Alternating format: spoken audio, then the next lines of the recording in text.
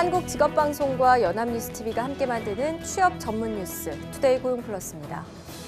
네, 경기만큼이나 고용시장도 꽁꽁 얼어붙었습니다. 실업기간이 6개월 이상인 장기 백수의 비율이 14년 만에 최고 수준을 기록했는데요. 정부가 일자리 창출에 지난 3년간 40조 원 넘게 투입했음에도 효과가 없어 보입니다. 백기령 기자입니다.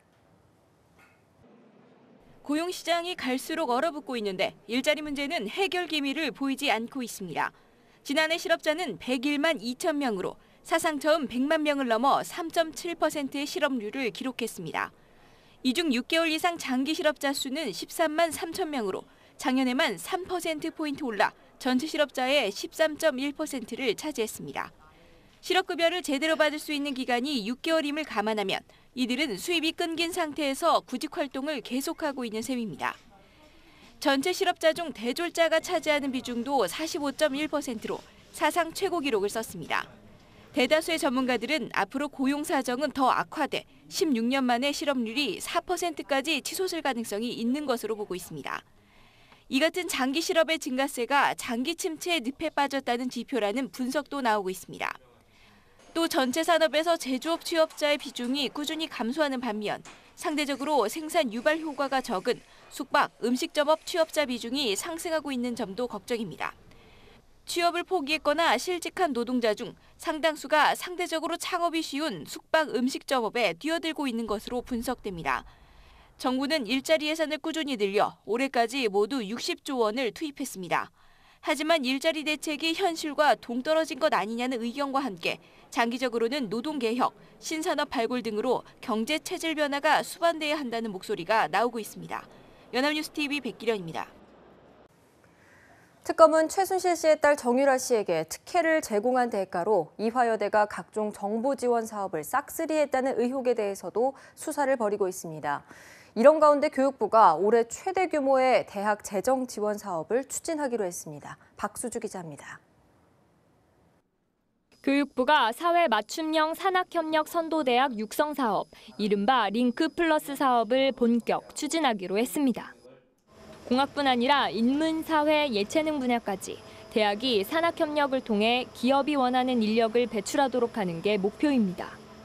130여 개 대학에 3,300억 원이 투입되는 이 사업은 올해 교육부의 재정 지원 사업 중 규모가 가장 큽니다.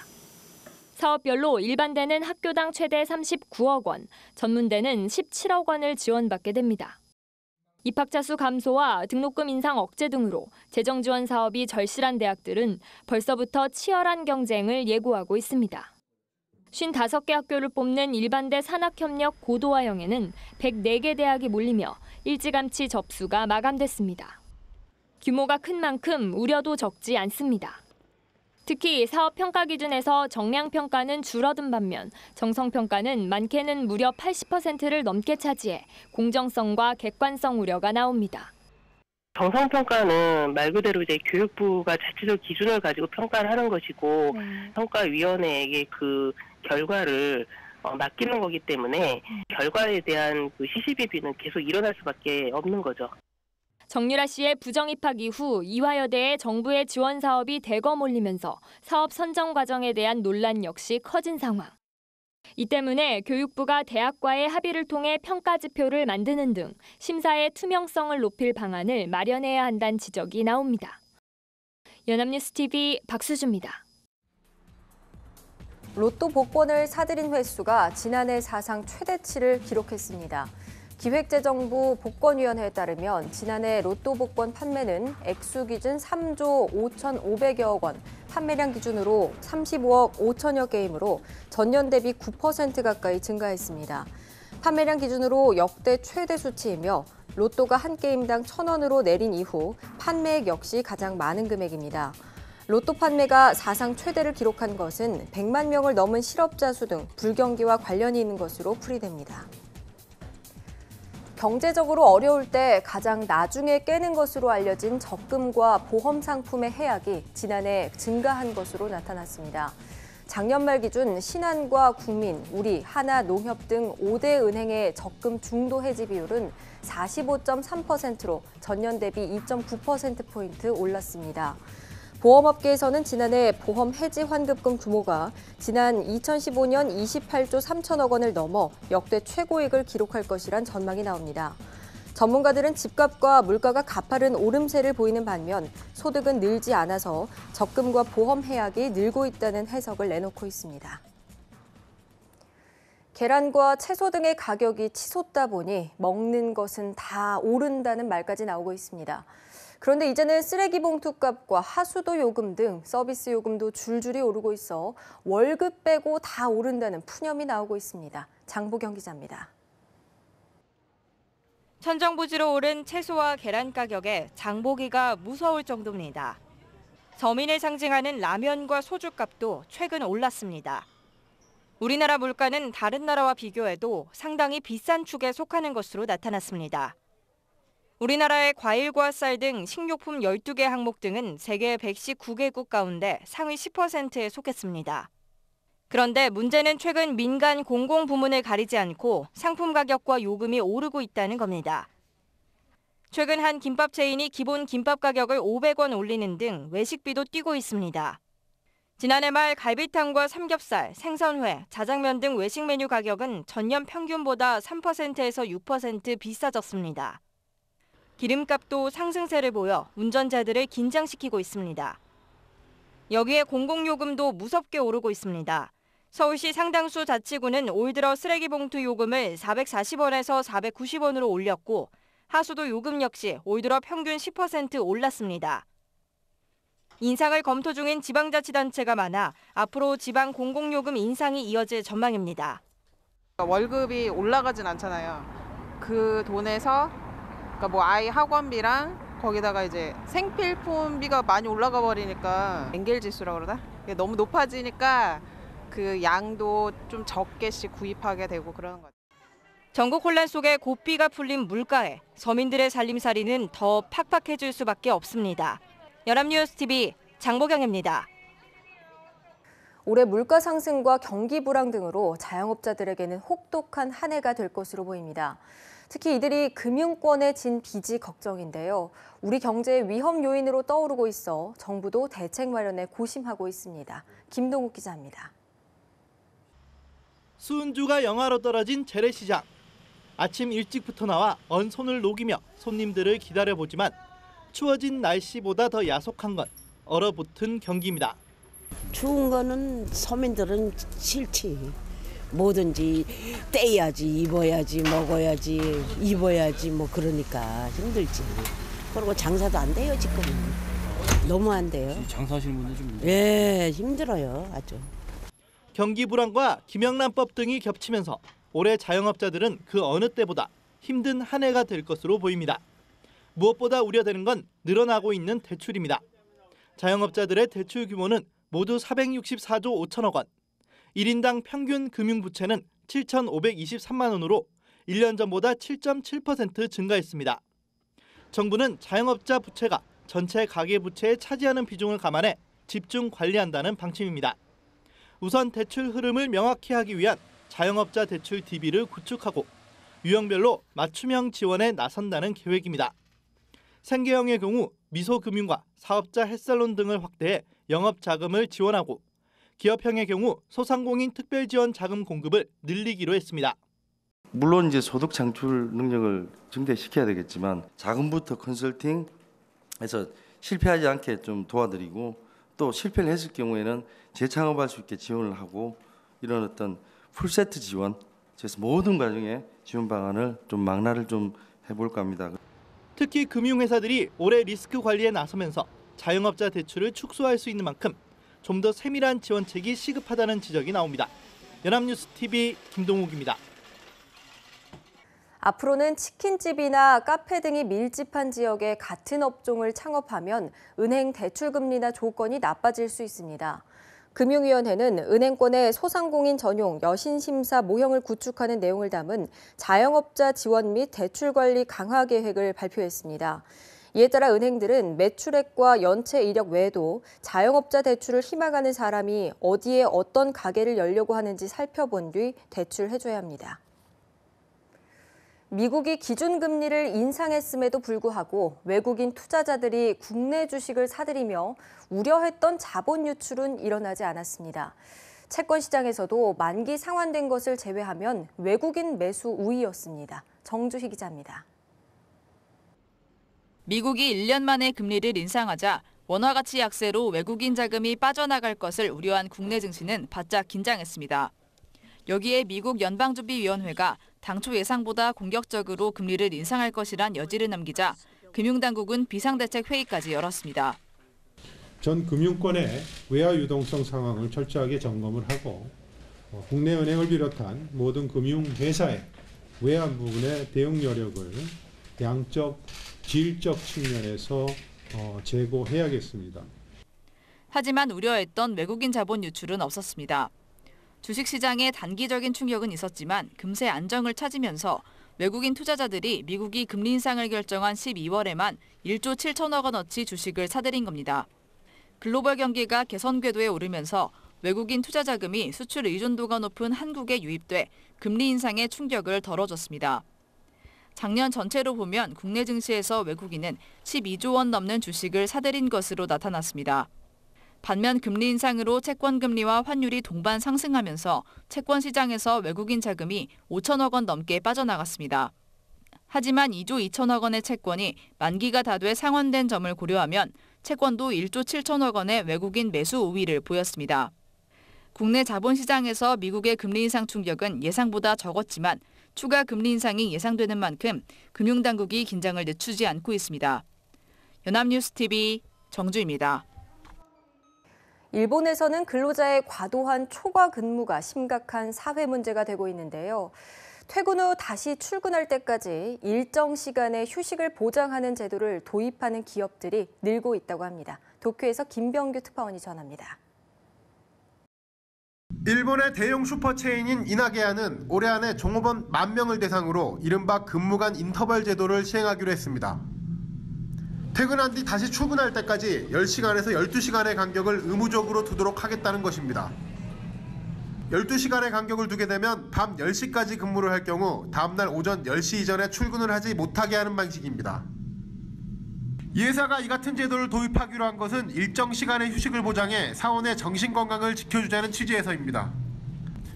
위생용품 제조사인 유인팜 역시 올해 들어 사원 퇴근 후 출근 때까지 8시간 간격을 두도록 하는 제도를 시행하고 있습니다.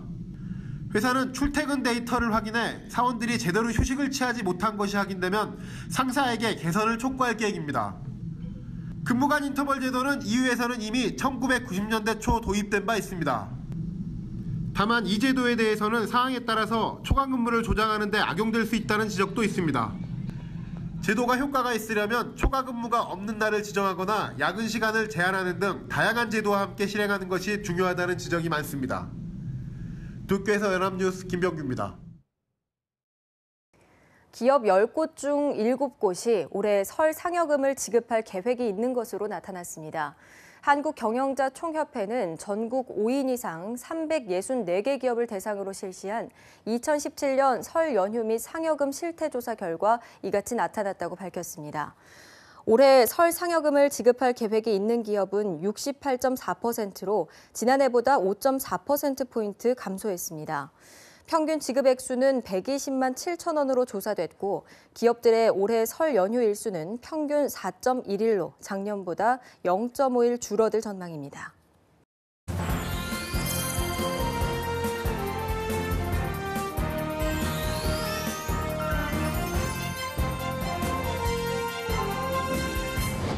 최근 사회적으로 핫한 이슈를 키워드로 알아보는 핫키워드 시간입니다. 강설희 아나운서 함께합니다. 안녕하세요. 네, 안녕하세요. 핫키워드 시간입니다.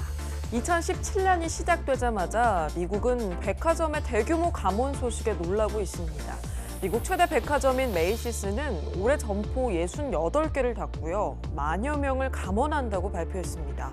이미 지난해 6월에 100개의 점포를 정리한 적이 있어서 6개월 만에 다시 대대적인 구조조정을 하는 건데요. USA 투데이는 반짝이던 백화점의 추억은 끝났다는 제목으로 이 소식을 상세하게 보도했습니다. 오늘은 미국을 중심으로 일어나고 있는 백화점 시대의 종말에 대해서 알아보겠습니다. 네, 미국은 소비의 나라라는 이미지가 강한데요. 1년 사이에 150개 매장을 정리하겠다니 정말 충격적입니다. 자, 그런데 이게 일부 백화점에서만 일어나는 현상이 아니라는 거죠? 네, 그렇습니다. 또 다른 백화점 체인인 시어스도 전국에서 150개 매장을 줄이겠다고 발표했습니다. 또 이 백화점이 90여 년 동안 독점 판매권을 가지고 있던 공구 브랜드가 있었는데요. 크래프트맨을 9억 달러의 스탠리 블랙앤데커사에 매각하겠다고 밝혔습니다. 네, 좀 이상하네요. 보도에 따르면 미국의 경기는 회복세를 보이고 있잖아요. 또 지난 블랙 프라이데이 때도 대단한 특수를 누렸다고 하는데요. 네, 맞습니다. 소비 트렌드를 보여주는 미국 소비자 신뢰 지수는 지난 2일 기준으로 13년 만에 최고치를 기록했습니다. 12월 한 달 동안 미국 소비자들이 쓴 돈은 무려 1,961억 달러였는데요. 우리 돈으로 환산하면 232조 7천억이 넘습니다. 전년 동기보다 3.8%가 는 건데요. 연말 소비액으로만 보면 2011년 이후 최고치를 기록했다고 합니다. 네, 이렇게 지수로만 보면 소비 증가세가 엄청났다는 이야기인데요. 이런 상황에서 도대체 왜 백화점들이 대규모 구조조정을 하는 건가요? 네, 전문가들에 따르면 백화점들이 이렇게 위협받고 있는 이유는 바로 온라인 쇼핑이 오프라인 쇼핑의 매출을 잠식하고 있기 때문이라고 합니다. 특히 겨울철에 소비자들은 추운 날씨를 뚫고 백화점에 가는 대신에 클릭 몇 번으로 물건을 구매했는데요. 글로벌 유통 컨설팅 회사 콘루미노는 12월에 아마존을 비롯한 온라인몰의 수익이 전년 같은 기간에 비해서 17.1% 늘어났다고 밝혔습니다. 이 기간 전체 오프라인 소매점 수익은 2.6% 늘어나는 데 그쳤습니다. 네, 듣고 보니까요. 저도 최근에 직접 매장에 가기보다는 온라인으로 쇼핑을 한 경우가 훨씬 많은 것 같습니다. 자, 그럼 우리나라도 이 온라인 쇼핑 업계의 성장이 백화점을 위협할 정도인가요? 네, 그렇습니다. 백화점 업계는 2일부터 신년 세일에 돌입했는데요. 연말 대목의 매출이 좋지 않아서 신년 세일을 조금 서둘렀다고 합니다. 2016년 11월에서 12월 빅3 백화점들의 매출을 살펴보면 롯데의 경우는 전년 동기 대비 0.5% 감소했고요. 현대백화점 역시 0.8에서 1.5% 정도 감소했습니다. 신세계백화점만이 11월에 12.9%, 12월에는 8.9%로 나홀로 성장했는데요. 하남에 개장한 대형 쇼핑몰 스타필드의 영향이라고 합니다. 네, 신세계 특수만 빼고 보면 전체적으로 매출이 감소했습니다. 자, 그럼 온라인 쇼핑의 매출 변화도 알아볼까요? 네, 통계청의 발표에 의하면 지난해 11월 온라인 쇼핑 거래액은 전년 동월 대비 23%가 증가했습니다. 6조 874억 원을 기록했는데요. 사상 처음으로 월간 거래액 6조 원을 돌파한 겁니다. 2001년 1월 통계를 집계한 이후 15년 만에 26배 넘게 증가한 건데요. 또 온라인 가운데에서도 모바일 쇼핑의 거래액이 지난해 같은 기간보다 무려 40.5% 증가해서 3조 4,315억 원을 기록했습니다. 사상 최고치인데요. 전체 6조 원의 온라인 쇼핑 거래액 중에 모바일 거래액이 차지하는 비중이 56.4%로 조사됐습니다. 예, 불황의 여파가 마트나 백화점, 이런 오프라인 매장들에게는 직격탄이 되고 있지만 온라인 시장은 모바일 쇼핑이 가세하면서 엄청나게 성장을 하는 모양새네요. 네, 그렇습니다. 이런 현상은 지금 전 세계 백화점을 위협하고 있는데요. 지난해 11월 일본 백화점의 대명사로 불리는 미쓰코시 백화점은 지방 매장 4곳을, 또 소고세이부 백화점은 2곳을 폐쇄했습니다. 백화점은 물론 고가 브랜드의 오프라인 매장도 위기에 놓여 있기는 마찬가지라고 합니다. 영국의 고급 의류 브랜드인 막스 앤드 스펜서는 지난해 11월 영국 내 매장 30개를 폐쇄하고요. 의류 사업을 축소한다는 계획을 발표했습니다. 네, 그런데 아까 국내 백화점 중에서 유일하게 신세계 매출만 증가했다고 했는데요. 해외 사례까지 보니까 정말 이례적이다 이런 생각이 듭니다. 자, 신세계만 오프라인 매장을 오히려 늘리고 있는 건가요? 네, 그렇습니다. 지난해 스타필드 하남이 문을 열었죠. 축구장 70개 규모인 스타필드 하남은 지난 9월에 개장한 이후 평일에는 5만여 명, 주말에는 10만여 명이 방문을 하고 있습니다. 이 대규모 쇼핑몰은 정용진 부회장이 오프라인 쇼핑몰이 점점 위축되니까 대안으로 구상을 했다고 하는데요. 남녀노소 하루 종일이라도 시간을 보낼 수 있는 백화점을 만들고자 했다고 합니다. 신세계의 이런 실험이 새로운 백화점의 등장을 의미하는 건 아닌지, 아니면 시대의 역행이 될지는 앞으로 좀 더 지켜봐야겠습니다. 네, 백화점은 대표적인 서비스 업종이고 또 고용에 미치는 영향도 큰데요. 미국의 백화점은 문을 닫고 있고 신세계는 오히려 더 크고 화려한 백화점을 짓는 상반된 선택을 하고 있습니다. 바야흐로 온라인과 오프라인 시장의 전쟁이 시작된 것 같은데요. 우리 일자리에 어떤 영향을 미칠지 유심히 지켜봐야겠습니다. 네, 오늘 핫키워드는 백화점 시대의 종말에 대해서 알아봤습니다. 강설혜 아나운서 고맙습니다. 네, 고맙습니다. 투데이 고용플러스 오늘 준비한 소식은 여기까지입니다. 함께해 주신 여러분 고맙습니다.